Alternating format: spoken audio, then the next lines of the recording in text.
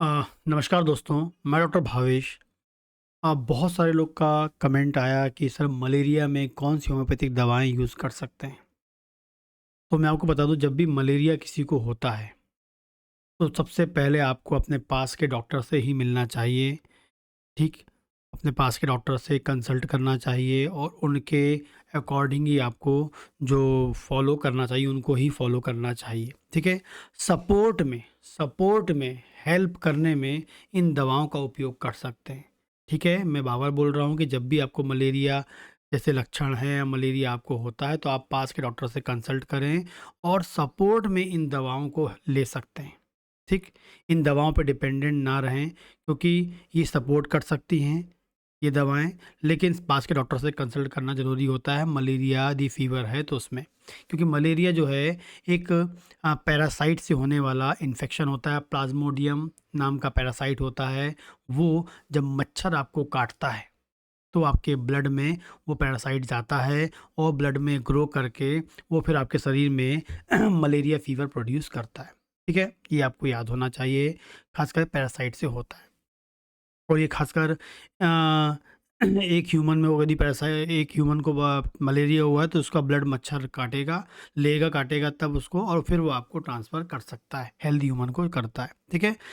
इसमें भी प्लाज़्मोडियम के जो है डिफ़रेंट टाइप की इसकी भी इस प्रजाति के अंदर बहुत सारे अलग-अलग 3 से 4 प्रकार के पैरासाइट होते हैं, लेकिन कॉमनली जो होता है प्लाज़्मोडियम फैल्सीफेरम और प्लाज़्मोडियम वाइवेक्स, ये 2 प्रकार के जो मलेरिया फैलाने वाले जो पैरासाइट हैं, ये कॉमनली आपको मिलते हैं।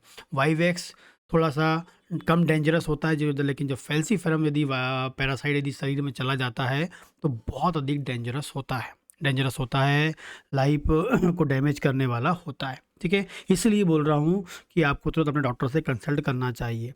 जब ये पैरासाइट बॉडी में जाता है तो बहुत हाई ग्रेड फ़ीवर आपको प्रोड्यूस करता है, मतलब आपको हाई टेम्परेचर वाला फ़ीवर होगा और वो एक साइकिल में आएगा।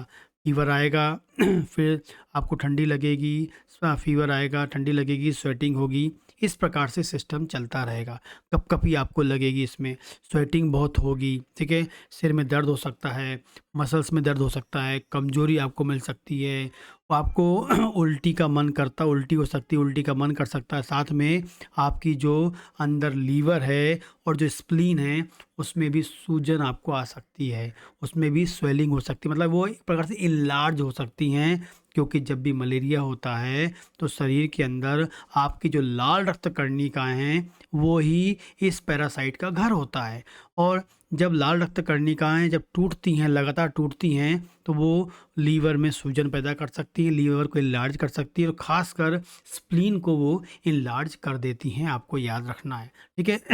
जब ये फ़ीवर होता है और जब ख़ासकर जब फैल्सीफेरम होता है, तो वो कई बार ब्रेन के सिम्पटम भी दे सकता है, कन्फ्यूज़न, सीज़र मतलब झटके आना, कोमा में जा सकता है पेशेंट, सीवियर एनीमिया उसमें मतलब रक्त की कमी हो सकती है बॉडी में, ठीक है? किडनी की समस्या हो सकती है। इसलिए बोला है कि मलेरिया आपको है, तो आपको अपने डॉक्टर से कंसल्ट करना है। ये लक्षण होते हैं, ठीक है?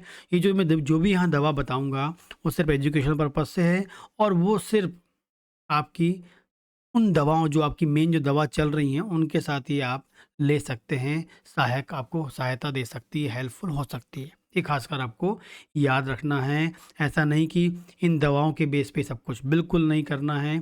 इन दवाओं को आप सपोर्ट में रखना है। कई बार क्या होता है, किसी-किसी को बार-बार मलेरिया रिपीट होता है। मलेरिया ठीक हुआ, फिर रिपीट हो जाता है। जैसे रिपीटेशन है, तब इन दवाओं की आप सहायता ले सकते हैं कि रिपीटेशन बार-बार ना हो, ठीक है?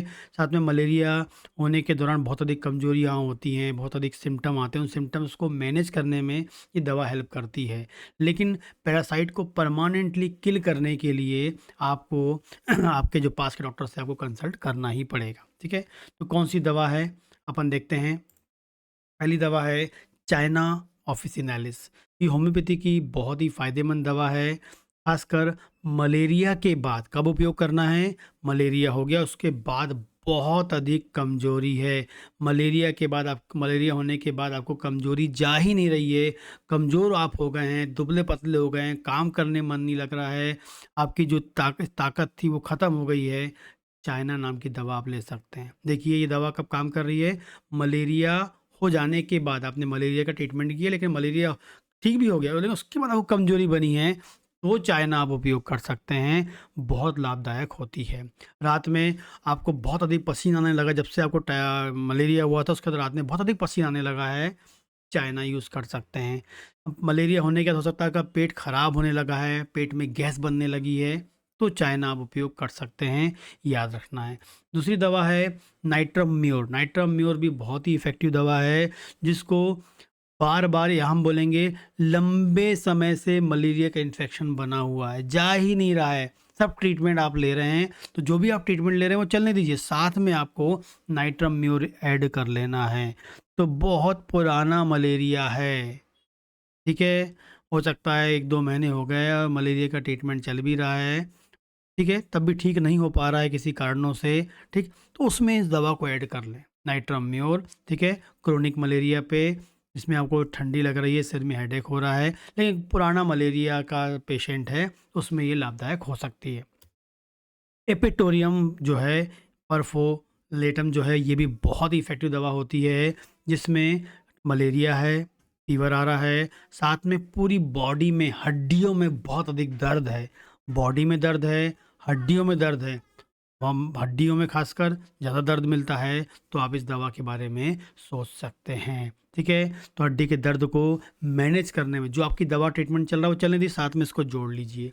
और लास्ट है आर्सेनिक एल्ब। इसमें खासकर आपको याद रखना है, मलेरिया है, ठीक है?